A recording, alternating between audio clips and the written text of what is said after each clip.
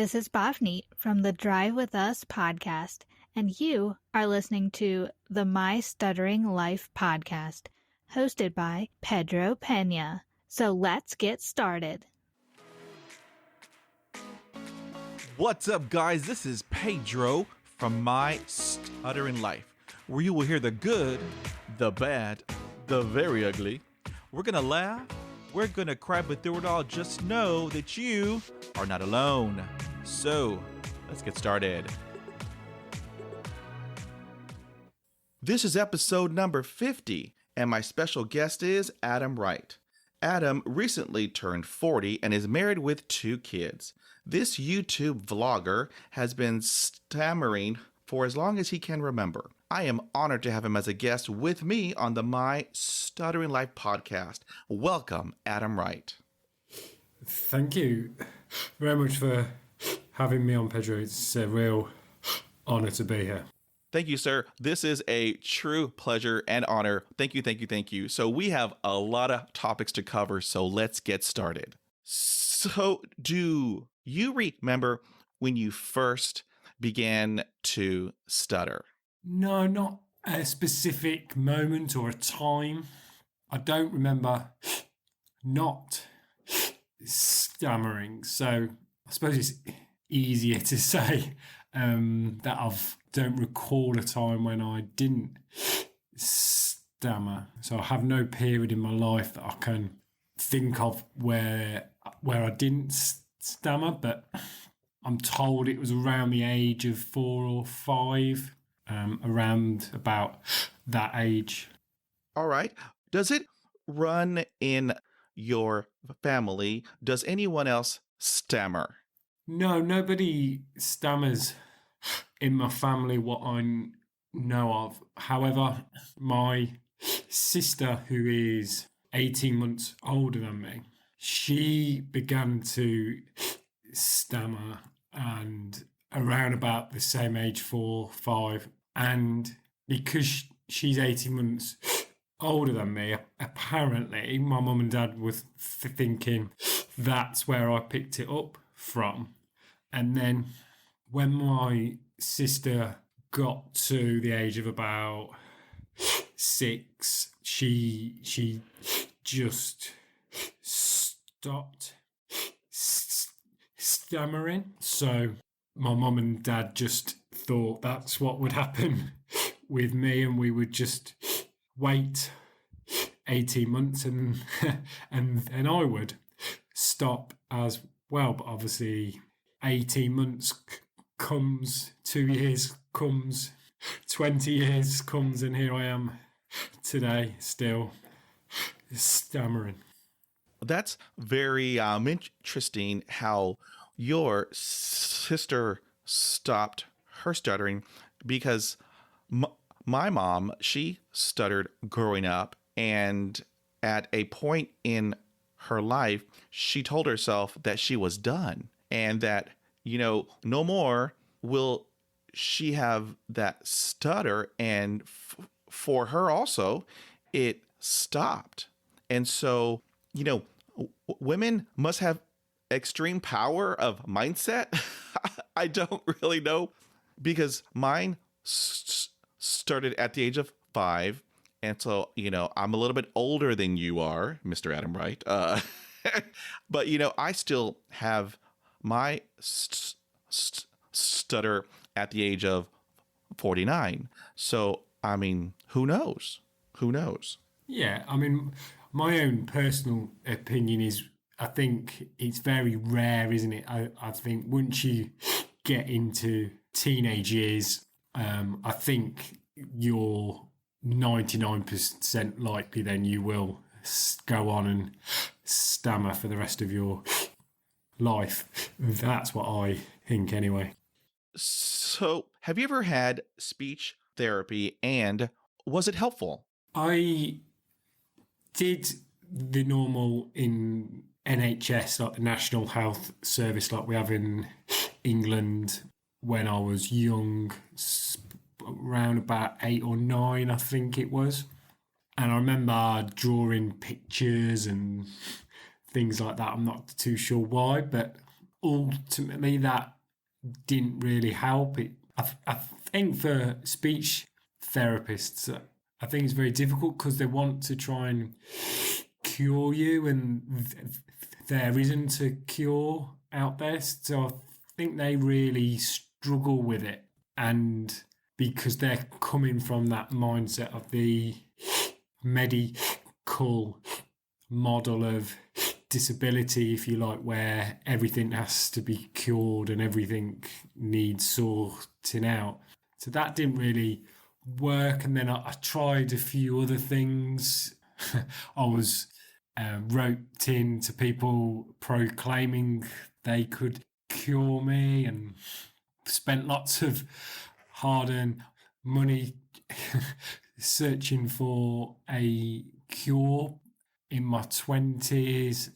And then 11 years ago, I found the Starfish Project, which is a project here in England, a non-for-profit making organisation, which very much says that what they offer is not a cure, but they offer you something to control and help you the way you think about your stammer and your whole mindset towards it. And that is the only thing that's really helped me in my speech journey, and has kind of got me to where I am today in how I think about my stammer and what I do on a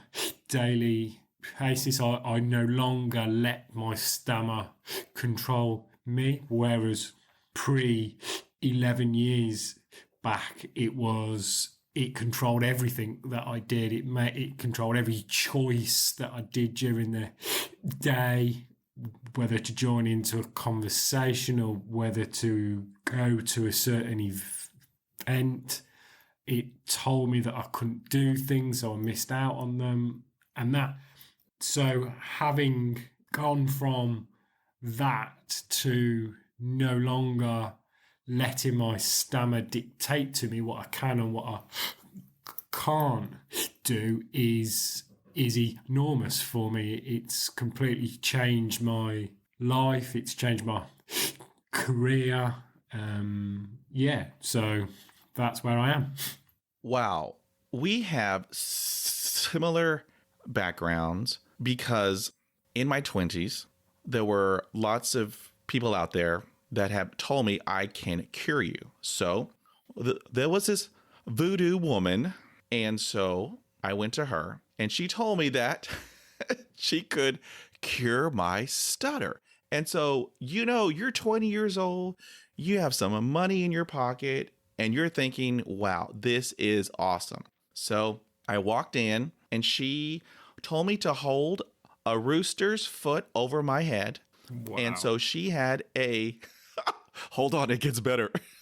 She had a full glass of water, and she took out an egg, and she told me she was going to crack the egg in the glass of water. And if it held, the yolk, if it held, then I was cured. Although if she had cracked it and the yolk broke, then, I would not be cured. And so here I am holding this rooster's foot over my head, praying. I said, okay, Lord, please let the yolk not break. And so she cracked it in there, and it held. The yolk did not break. And I was so happy. And then that's when she asked for the money, of course. And so I gave her the money, and then I walked out. Wow. And guess what, Adam? Guess what? Yeah, I still stuttered. So I was crushed. But to go back to your previous statement, where the medical model of speech therapy is to cure you, what I have been telling a lot of people is that stuttering is not an illness. Stuttering is 100%. not a disease. I just have a disfluency caused by a dog attack, and that's why I am going to speech therapy to help me learn, techniques to help manage it. I know there is not a cure out there, and for a lot of people that are hearing this podcast, there isn't a cure. What there is speech therapy, and to help you manage your fluency. And so, I know there are a lot of people out there who are blasting it all over social media. Pay this money and then I will cure you. And so that's very disheartening. I mean, that can just break a person's spirit. And so that's why I have this podcast, is to just raise awareness and get the word out there.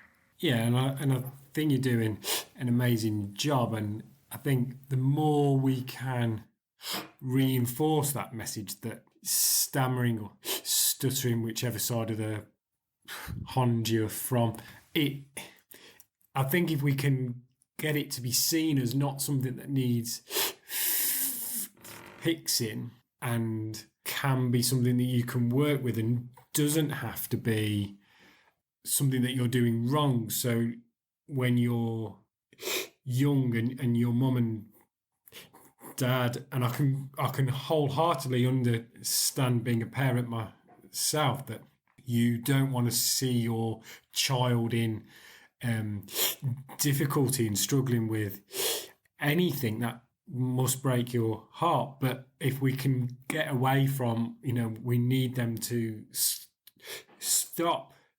stammering because it's not the done thing. It's something that you're not supposed to do, and it just becomes accepted of a different way of talking, like we accept now so many other things, which is great. But it seems to be that stammering's been left behind, and I think one of the reasons it's been left behind is because nobody really knows what, one, causes it in the first place, two, what to really do about it.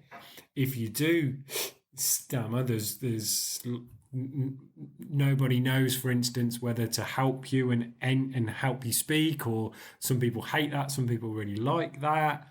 So nobody has an understanding of what to do about stammering. So it's just been kind of left. But I really like what's happening in the last couple of years on social media about reinforcing that message that it's okay to stammer, and the fact that you stammer is absolutely fine. And I understand there'll be some people out there that might be listening to this that are in a really bad place in their life because they stammer, and I understand that because I was one of them. But I think if you can reach out and connect with other people that stammer and have some kind of support, whether that's just online or in person, because stammering can be a very lonely place. When I was at school, I thought I was the only kid in the whole world that stammered, because I'm that old that we didn't have the internet when I was at school. So now you've got this great thing with Facebook and Twitter that you can have groups and you can get support from each other, meet up and do all of that. And I think if you can have that support, that's the first thing. And then potentially then you're moving towards getting into a place where you're more comfortable with your stammer, and then you just work on it. It's not easy. It's not something that happens straight away. I've been working at this for years, and I work really hard at it. But it's not hard work. works probably sounds a little bit wrong, but I really enjoy, and I never ever thought I'd ever say that. I enjoy my stammering support groups and connecting people with on social media, and I love to talk about it. Now that's gone a completely 360 degrees, because pre going on the starfish project, I hated talking about stammering, and if anybody asked me about it, I wouldn't want to talk to them about it, and I'd say it's not a problem, I'm absolutely fine, and I would want to get away from the subject as soon as possible. But I was just lying, because I wasn't fine at all. I was so far away from being fine, but for some reason it's that thing that's not spoken about, whereas I said earlier that there's so many other things out there that are spoken about, and we know a lot more about those things nowadays, but stammering seems to have been left behind. Right.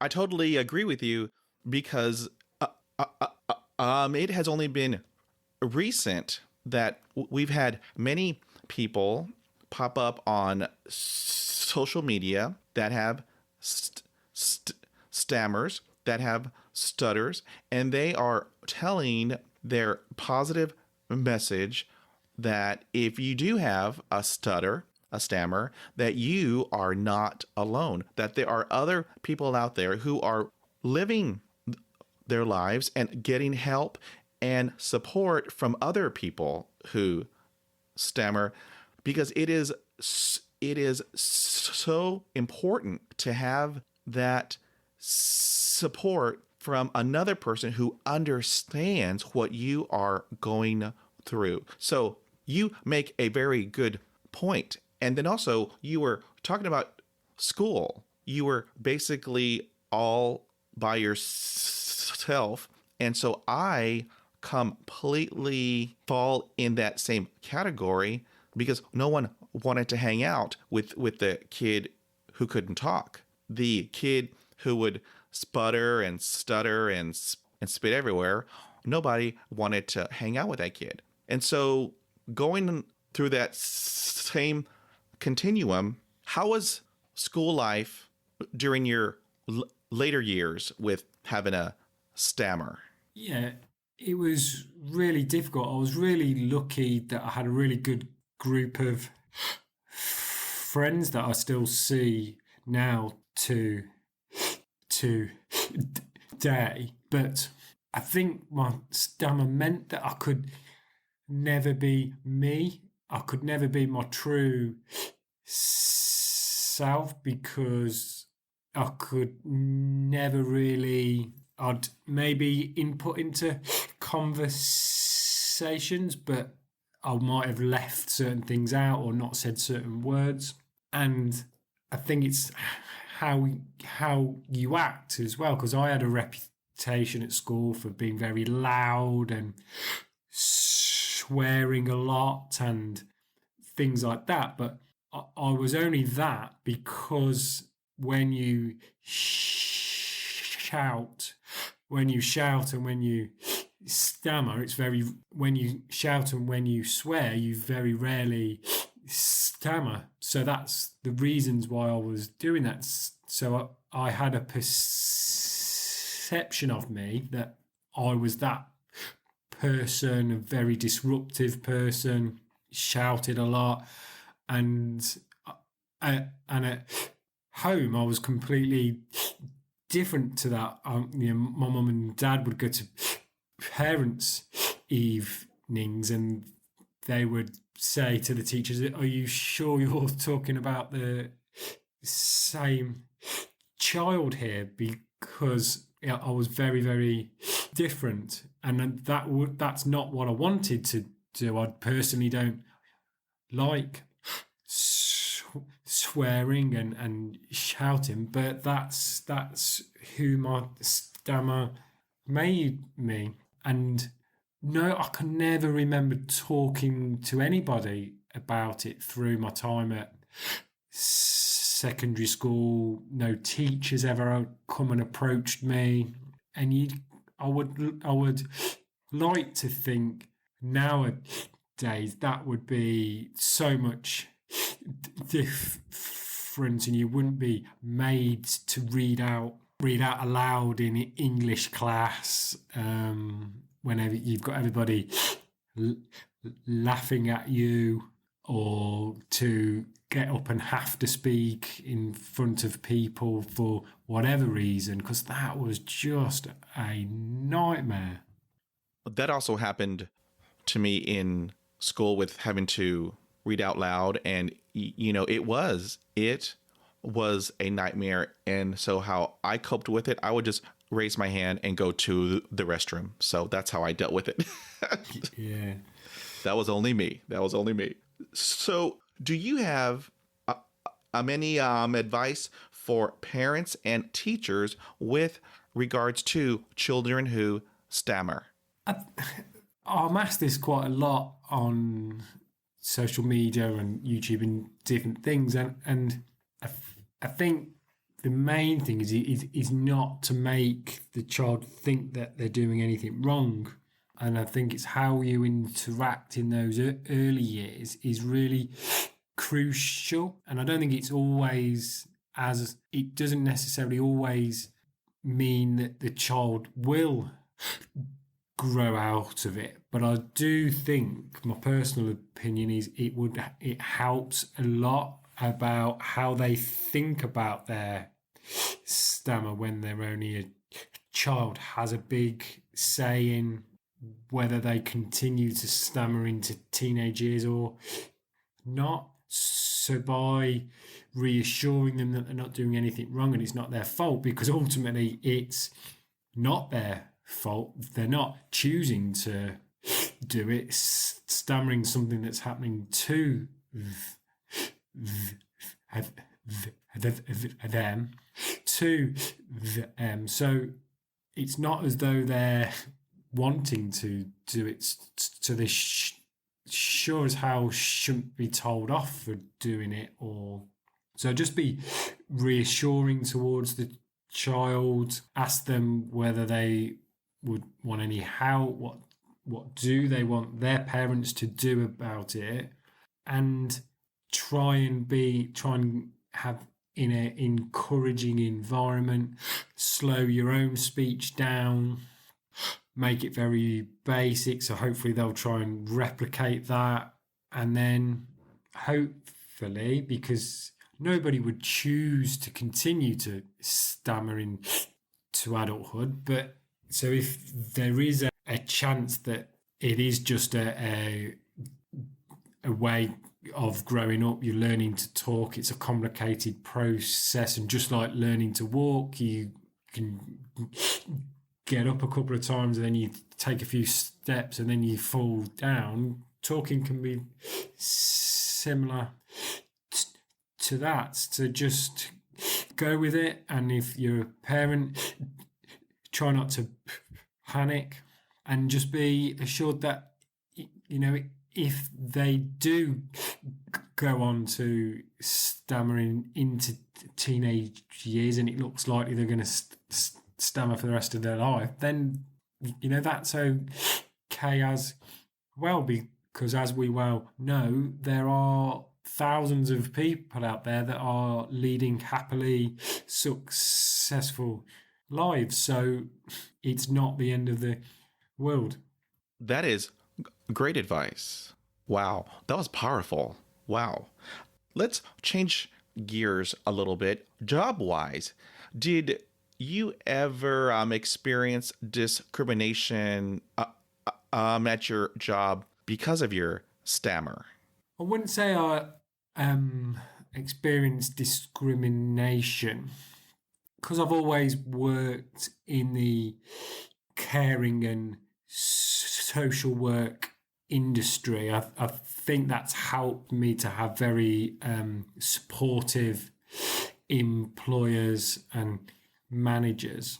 What I would say is I had a job At the time, I was an unqualified social worker, and I went into the job thinking this was going to be really difficult with my speech and how would I do and things like that. And the job was becoming so hard because of my stammer. I was going to meetings and not really speaking up and saying what I should have done, which wasn't fair on the person that I was there for and representing.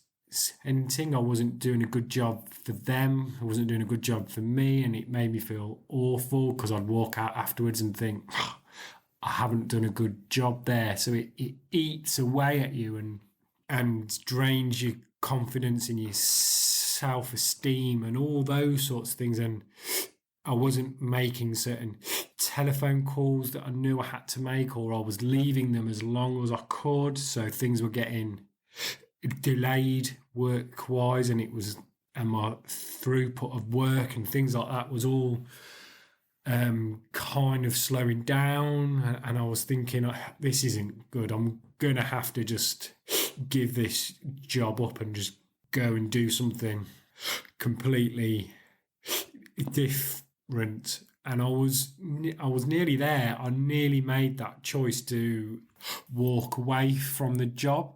And then just as I'm having all these thoughts, there was a documentary on the TV, which was it was about the Starfish project and how it had really helped this young lad, and it showed this young lad going on the course and how well he did. And I thought, I've tried this, I've tried that, it's not worked. The chances are this isn't going to work for me. And I was umming and ahhing about it. And then I thought, you know what, this is going to be the last thing. I'm going to do this. And if this doesn't work, then that's definitely it. I'm not going anywhere else. And then, so I booked on the course, and that's where everything really changed then, because then at the time I was an unqualified social worker, and from going on the Starfish course, that gave me the confidence to then go on to university and get a degree in social work, which is what I did, which was something that I never thought I could do, was to go to university with a stammer, but I did. So I qualified, and then a job as a qualified social worker, and now I work as a team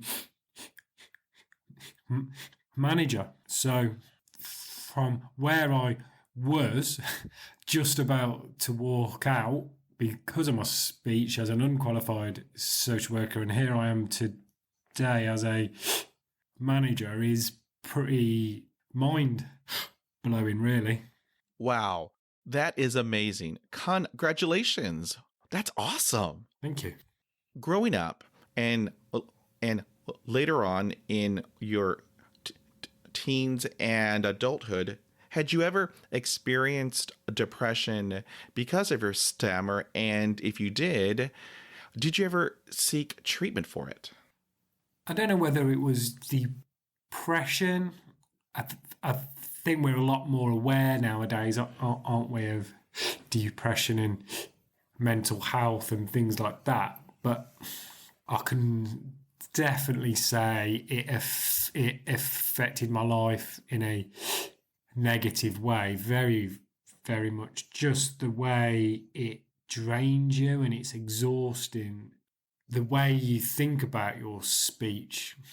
So just the thing that always stands out for me is just going to bed at night time and lying there and having all those situations that you've gone through during that particular day that have been really troublesome, which happened every single day. So you'd be lying there and you'd be thinking about the situation at school or work where you've made a telephone call and they've hung up on you because they think nobody's on the other end, and the embarrassment of completely blocking in front of somebody and thinking, oh, what must they have thought?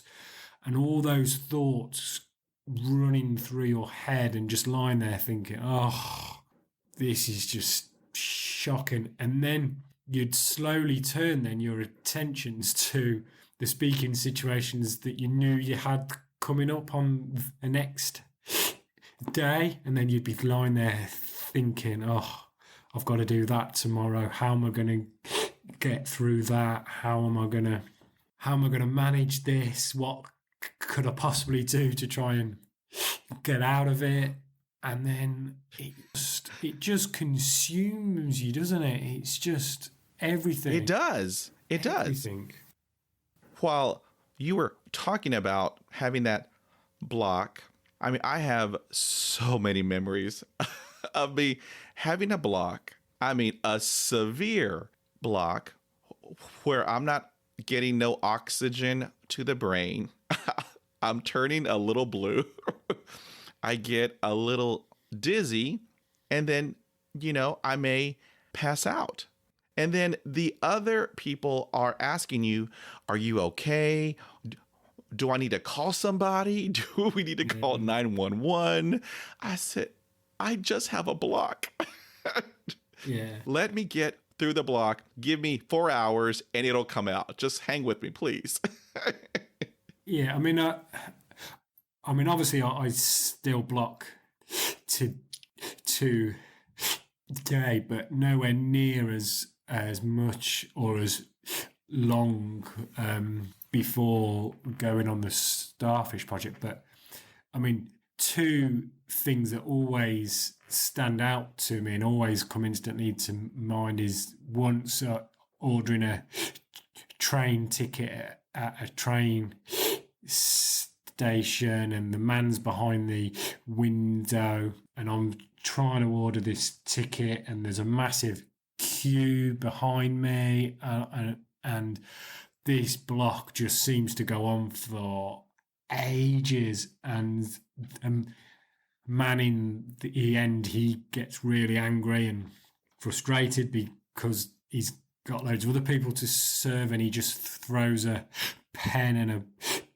paper at me and says, there, you're gonna have to write this down because I just don't have the time, which is an instance that always comes to mind. And the other is, I was out drinking with my mates at a club one night, and I'm ordering drinks at the bar, and I actually get thrown out because the person serving me just assumes that I'm on drugs, and I'm actually just thrown out, which, to think about now, I can't believe something like that would happen, but it most certainly did, unfortunately. That has happened to me a couple of times where I will have a block and the other person is trying to hurry me along. And that doesn't always work out well because it makes me even more stressed out. That's right. And then have a longer block. And so to have me learn from that and to cope with that, I would just bring little pieces of paper.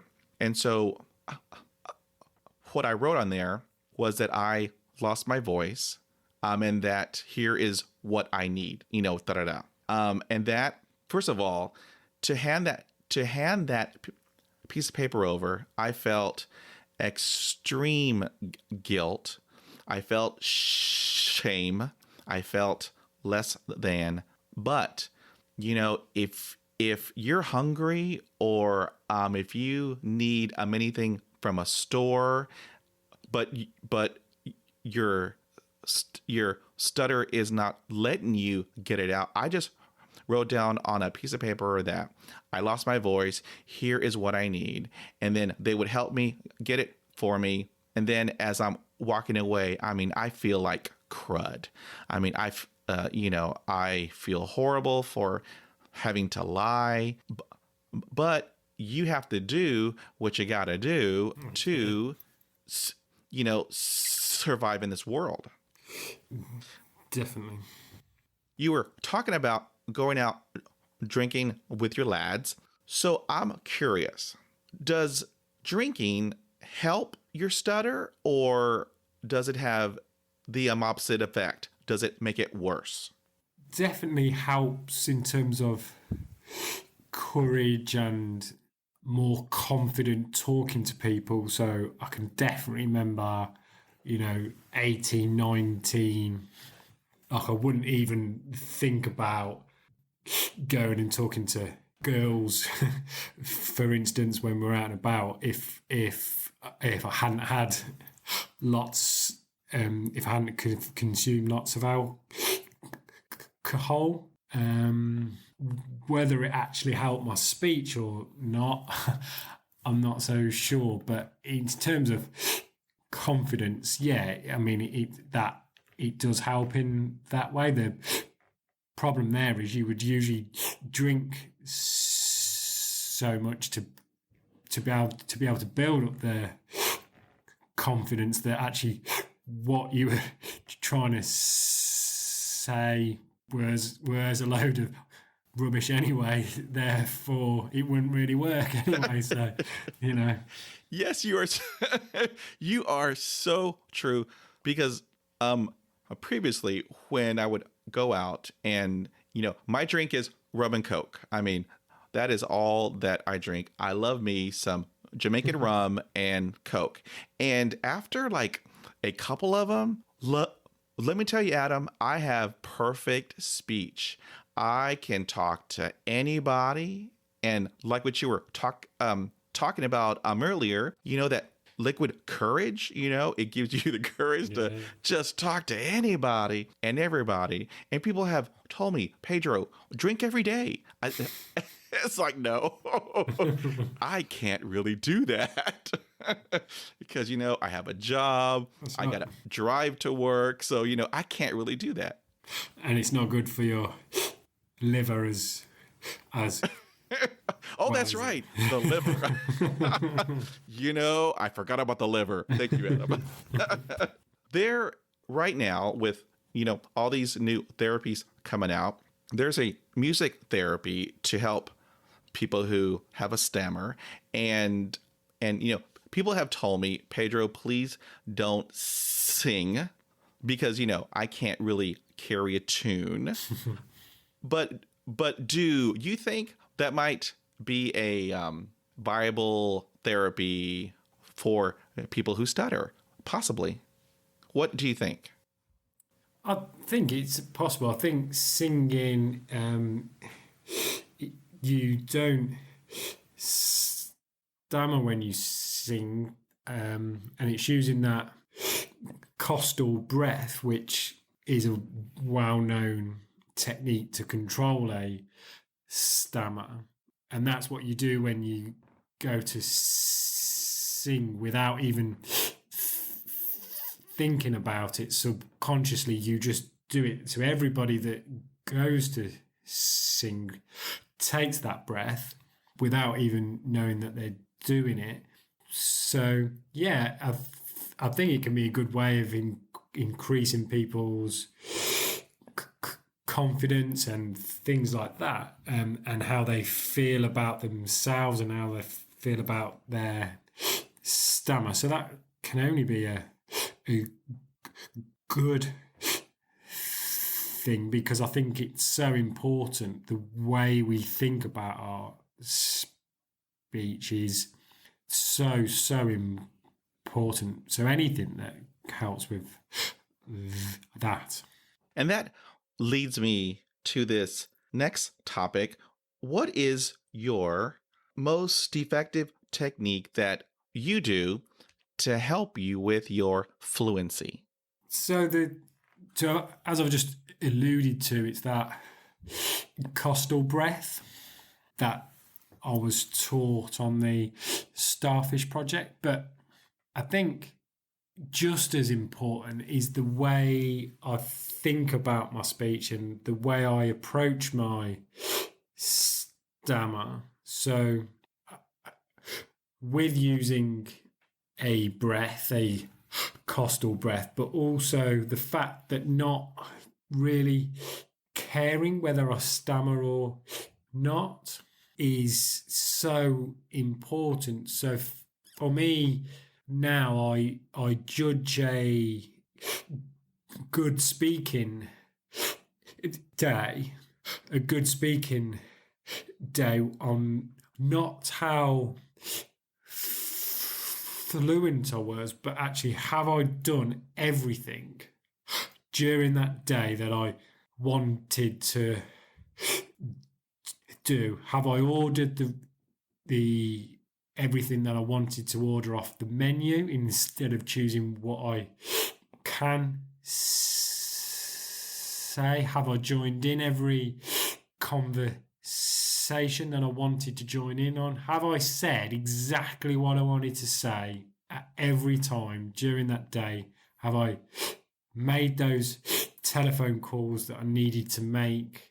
And if I can honestly say yes to all of those questions at the end of the day, then that for me is a great speech day, irrelevant of if I have made that phone call but there was a few blocks in there and it felt a little bit difficult at times. That's of less importance to me. So it's that change in mindset which we work on as well within the Starfish project that can really help you with the way you think about your speech. So it's not this being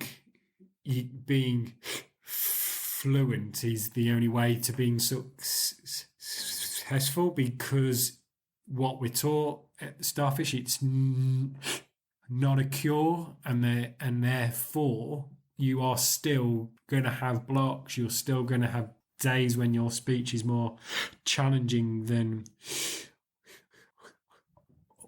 others, but you just accept that, but you still do everything. So that's my main technique, I would say, is how I think about it. Wow, you bring up a very good point.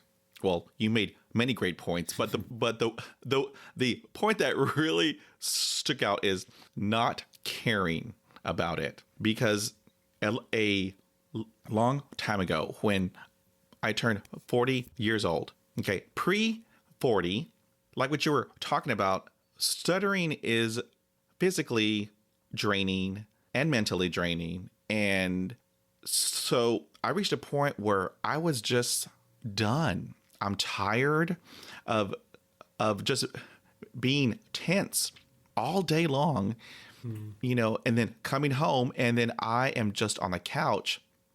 I am just completely drained. And so after I turned 40, I said, I don't care anymore. I don't. I stopped fighting it. Yeah. That's when I finally said, okay, I have a stutter. I'm going to embrace it. I'm going to accept it. And from here on out, I don't care what anybody thinks of my stutter. I could care less what their opinions are of me with my stutter. And so once I did that, holy mac and cheese. Let me tell you, the clouds parted and the sun was shining. I could hear angels in the sky. It Amazing. was awesome, because all of that stress, all of that anger, I mean, everything negative, it was gone. And that next day, Oh, it was awesome. I was talking to people and stuttering, and I did not care. And let me tell you, no more headaches, no more nausea. I mean, it was just awesome. And so you had an awesome point in that it's important to have a positive mindset. So That important. will Right. That will help you and carry you through the hard times. Definitely. I think it's really difficult to do that by yourself as well. I think that's where that support comes in, and you need to connect with other people that stammer as well, because to do that with other people it makes the whole process so much easier, and you can talk to people that have those same daily challenges as you, and that they understand it, whereas speaking to people that don't stammer as much as they want to help, and it's very difficult for them to really understand what those thoughts and feelings are like. Oh, you are 1000% correct. Because I tell everybody it is important to have people around you who are supportive. Now, back in the day, I had some vampires near me. And so, vampires, those are those people who are always negative. Everything that comes out of their mouth is negative. And as you know, if you have those negative people around you and every single day everything is negative, that will bring you down. And so I got rid of all of those vampires. I said, see ya, adios, goodbye. Now I have people who are in my circle, and they are positive, they are supportive, and they are there to help me when I'm having a bad day. So I am 100% on board with you stating that it's important to have people around you who are supportive. So yeah, awesome point. So I have a very interesting question. Go for it. Because all of the answers that I get from people who stutter, it's just split right down the middle. So let me ask you this question. So do you let others help you finish your sentences? Well, firstly, I think sometimes you don't have any choice because they've already said the word. I think going on the Starfish project, it was very much a relief for me when they would try and help me out and say it. But then I also think I can remember times when they would say the word and it would be the wrong word, which then just makes it even more difficult. Because then I've been there. Because then you're going to have to say the word anyway. Right. But definitely nowadays I don't like it. I would very much prefer me to say what I want to say, because I think people should wait and give you the opportunity to say what you want to say. And I think that's going back to my earlier point that people try and finish it off because they think that you want the help, but we wouldn't do that for, I'm trying to think of an example off the top of my head, but maybe somebody in a wheelchair, we wouldn't try and help them if they didn't want it. So why is helping us any different? Good point. There were many people when I was younger who would help me out, and that would anger me because I would think, why are you helping me? I know the words that I want to say. They're in my head. I know where they are in the paragraph that's in my head that needs to come out.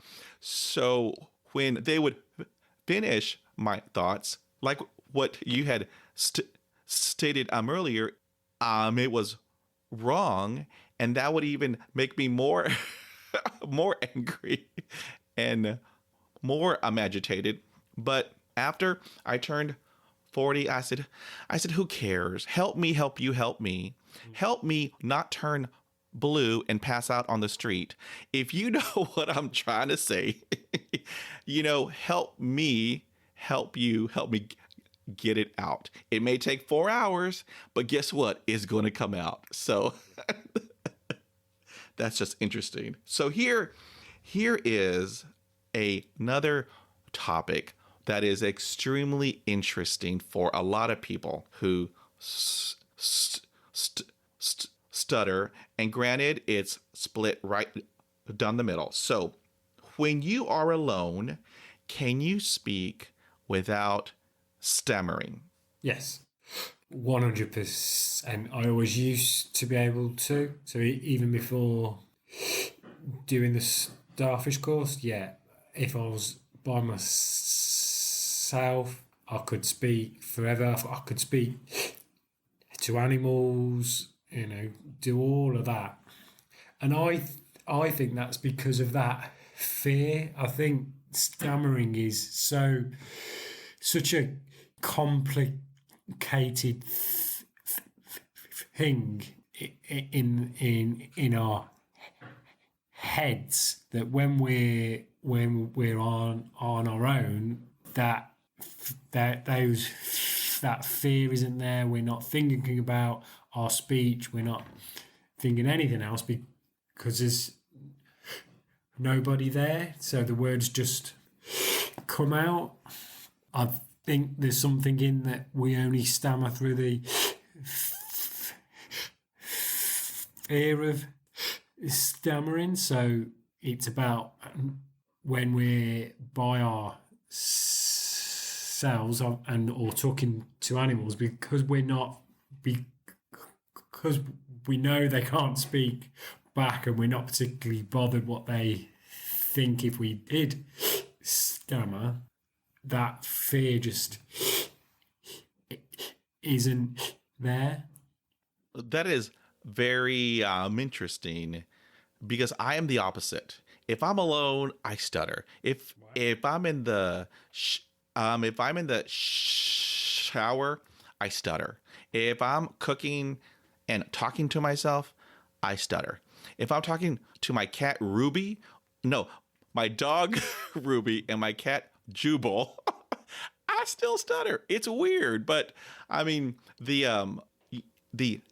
number is 50-50. So that's very interesting. Your take on that. Now, has this ever happened to you? All right, so let's say you have a doctor's appointment. And so you go to the building, you walk into the office, and there's an admin person at the front desk. And they greet you, and they smile, and they ask, what is your name? Then you have a block, a really long block. So have you ever heard them ask you, did you forget your name? All the time. It used to happen all the time. So frustrating. Because I think our names is the one thing that you can't really change. So you can substitute other words if they're particular difficult sounds for you, but your name is your name and you can't change it really. So, and then, Right. and I think for most people that stammer, then their name is the hardest thing for them to say. And yeah, for me, it definitely is. And I can remember a time I was doing some agency work, and in the morning of the shift, so I was going to places that didn't really know me, and they asked me what my name was, and I couldn't get the word out, and eventually something came out, and they thought I'd said Andrew. And so then for the rest of the day, they were calling me Andrew, and I just went along with it. But then I had to get my time sheet signed at the end of the day, and obviously on my timesheet it had my name, so I sent them my timesheet at the end of the day, and they said, "But your name's Andrew. Why does it say Adam on here?" And I'm like, "Oh, yeah, Andrew Adam," and I tried to make an excuse off and just try and I just felt so embarrassed, so embarrassed. But yeah, Well, I mean, I have been there, Adam. What I tell people is that if I had $1 for every time that I would have a Range Rover, a Lexus, a Mercedes Benz in my driveway. It's happened a lot. Definitely. So here is a hot topic. I mean, this is the hottest topic out there. I know there are a lot of hot topics for, people who stutter, but here's a hot one. So how is dating with a stammer? Because dating is hard enough as it is, but if you have a stammer, it's like 100 times harder. How did you handle dating? It's difficult, like you say, those late teens, 20s, they're difficult years anyway, aren't they? And then having a stammer and trying to date and all those things, really, really hard. I was quite lucky that my wife, although we didn't really connect with each other at school, she was in my year at school, so she knew that I stammered because it was obvious. Everybody in the school knew. So in some ways that made it a lot easier when I did start talking to her, and then we were meeting up, because it was like it was something that I wasn't worried about happening and her thinking what's she going to think about it, because I'd obviously knew that she knew anyway. So that made life easier with her, and I got married when I was 22, so I got married quite early in life. So I suppose there's not a lot of instances that I can think of, really. You've been married for how long? Well, I've just had my 40th birthday, so if I was married when I was 22, that's 18 years if I've done my maths right. Well, math isn't my strong suit because I majored in psychology in college. So yeah. Wow. That is awesome. Married for 18 years. Congratulations on that. Thank you. next year in February, for me, it will be 25 years. Wow. So, yeah, it's all good. So, with all this new technology, you have Google Home, you have Alexa, and then you have the one that starts with an S that I cannot say because I will be here all week. So, do you think that all this new technology, is it helpful or is it hurtful for people who have a stammer? I think it can be helpful. And again, I think it can cause difficulty as well and frustration because they're a bit temperamental anyway at the best of times. And if you've not quite said the word quick enough, it will ask you to repeat it. And then you're like, I'm trying. Yes, over and over and over again. Yeah.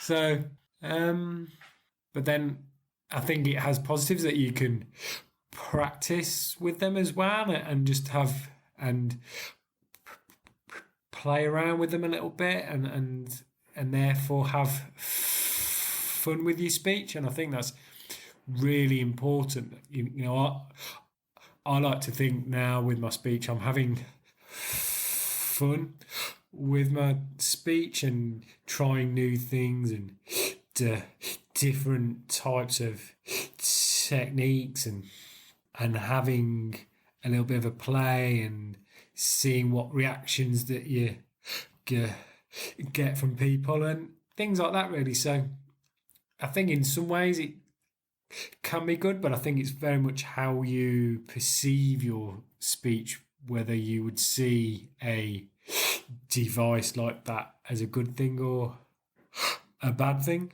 That's very interesting when you were talking about using it to practice, because like you, when I use many of those devices, it will tell me to repeat. I can't understand. I'm over and over and over again. And so I just gave up. And so, I do things manually now. So I dial the phone manually. So yes, it's very, very interesting. So speech wise, what is a challenge that you had to overcome and how did you do it? Good question. I think there's lots of things I've done since my course that I'm really proud of, and I think there's lots of things that what people would perceive to be as big things. Like I've done a pressman's speech and spoken about stammering to large groups of people, done a lot of public speaking, those sorts of things, which I think people would perceive to be the really big things, and I'm really proud of them. But I think sometimes it's the small things as well. It's those very small things that people probably take for granted that 99% of the population don't even think about, like being able to answer the phone with my name is something that I do at work lots of times during the day. But it really, even now, when I do that, it gives me an enormous amount of satisfaction because it was something that I could never do before. So, and being able to hold those conversations whenever you want to. So it's those small things I think are just as important as the big things. But for me, one of the big things that stands out is when I did my best man's speech. That was difficult because there was only a small part of the audience that would have known that I stammer. Obviously, the bride and groom and the groom's mum and dad, and then the group of friends that were there, but there were masses of people that didn't know that I stammered. So obviously doing any kind of public speaking, it can be quite nervous anyway. So I opened the speech up by saying, as we all know, Gary Smart doesn't live up to his name as being the most smartest person in the world, and this was further evidence by asking me, a person who stammers, to be his best man. So, ladies and gentlemen, I hope you're sitting comfortably and you have a drink to hand, because we might be here for quite a while. And I just thought that was a good way of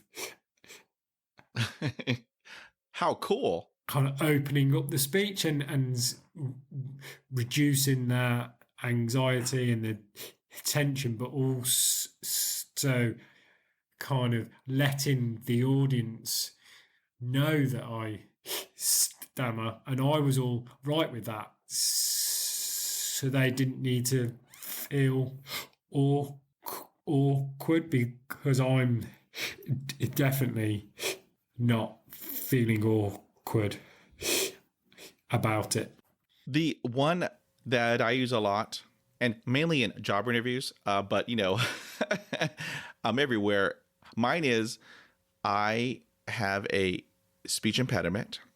I may have a hard time talking either on the telephone or in person. So just give me 4 hours and the word will come out.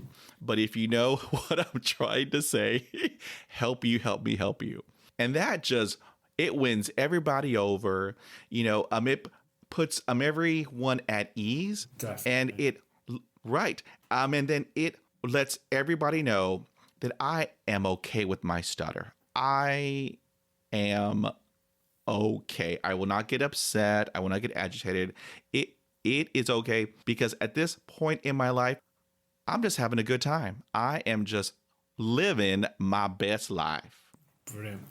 And I think, 100%. I think it's so important to talk about stammering to people, because if you talk about it, it just lets people know that it's okay and they don't need to feel awkward around you. And if you talk about it, they're more likely to ask you about it.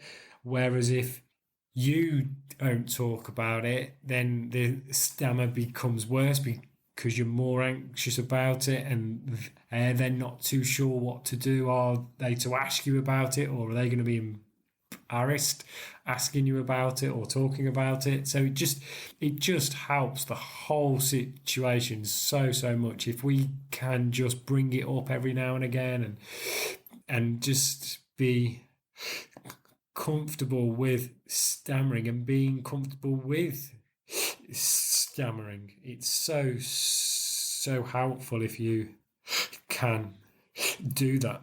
Right. You are extremely 100% correct. I agree with that. Yes, sir. So what has stuttering taught you? I think everything, really. I think in hind, I definitely wouldn't have chosen when I was a child to continue to stammer for the rest of my life. But I think right now it's helped me become the person I am today. It's shaped who I am. It's shaped my personality. It's definitely shaped my career and my choices and helped me to get to where I am. And it's who I am. And I wouldn't be me if I didn't have a stammer, I think I'd be a completely different person. I think it helps me in my job, helping to understand other people's difficulties and have empathy and understanding of people. And I probably wouldn't change anything now because it's enabled me to meet so many fantastic people. Some of my best friends now in life, they're also people that stammer as well. And I've met some incredible people along the way. It's given me opportunities to do great things and meet some great people on YouTube and do all those sorts of things and connect with so many people. I love it. And I just think how boring would life be if I didn't stammer, because I wouldn't be doing all these fantastic things. So I think stammering is who I am. So yeah. Wow, how cool. Now, what advice would you give to another person who stammers? I think if you're in a place in your life where your stammer's holding you back and you're not being true to yourself and you're not doing exactly what you want to do in life because of your stammer, I would say that's the point to say, I'm going to reach out. I'm going to connect with people. I think that's really important, whether that's joining a Facebook group of people that stammer or anywhere on social media or reaching out. Here in England, we have the British Stammering Association. I think there's something similar in America as well. So just reaching out to an organisation, and then possibly if you're wanting to do that, have a look at online about what courses are out there and what you can do, because not every course is right for each person. I mean, the Starfish Project has been really great for me, and I would recommend that to anybody, but it's not necessarily the only course that's out there. So just do your research on what is out there and what you think suits your personality and what you would benefit from that. So just reach out really, and just try and remember that you can do anything just as well as anybody else, and your stammer doesn't mean that you're not able to do anything as well as anybody else, and you can do whatever you want to do in your life. But that first step is to reach out and connect with other people in the very first instance, which I completely get can be a very scary thing to do. I know it was for me, because you're kind of admitting to yourself that your stammer is having a negative impact, and that's something that I never did, because if anybody asked me about it, I'd be like, I'm fine, it doesn't matter, it doesn't bother me. But what do you want to do? Do you want to continue in life not being happy, not being true to who you are, and other people not really seeing the real you? Or actually have you had enough and you want people to see who you really are and not what the stammer allows them to say? That's what I would say. suggest anyway.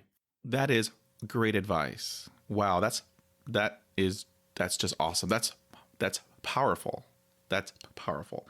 So, Adam, I would like to thank you for spending some time with me this afternoon, and sharing your story, because I believe that there's healing in sharing. And so I think you are #courageous.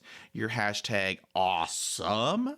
And I want to know, how can people reach out to you? Because I have awesome listeners from all over the world. Let's say they want to reach out to you. How can they do that? Okay, so I've got a YouTube channel. If you just search Adam Wright stammering, I'm sure you'll find that YouTube channel. I'm on Twitter, which my handle is @WrightT1. So that's about WRIGHTI1 on Twitter.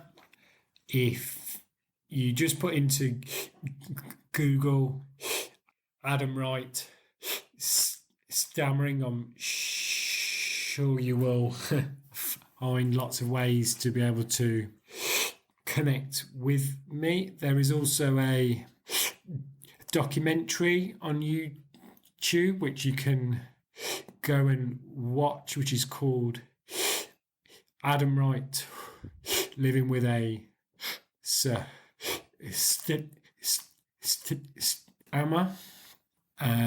which you can go and watch, which is about 40 minutes long, but there's a lot more information in there about my journey and other aspects that we haven't talked about today. So I'd be really appreciative of anybody would watch that, and if anybody wants to share that documentary on their own social media, that would be really appreciated as well. But yeah, you can reach me via all those means. Perfect. We will have all those links in the podcast show notes. And so that way, if they want to reach out to you, they can just go to those notes, click on that link, and they will find you. Fantastic. So, Adam, I would like to thank you again. And this will not be our last conversation, because I know that you will be doing some awesome things in the future. And just remember, Pedro, whatever you are doing, drop me a line. Okay. Because then we can talk about that project on the next podcast interview episode. All right, sir? That'll be fantastic. Perfect, sir. Well, Mr. Wright, I hope you have an awesome day. Be well. Thank you. Thank you for having me on. It's been a pleasure. Thank you. Thank you, sir. If you like this podcast, head on over to Apple iTunes. Subscribe, rate, and review. Thank you for listening, and we will talk again.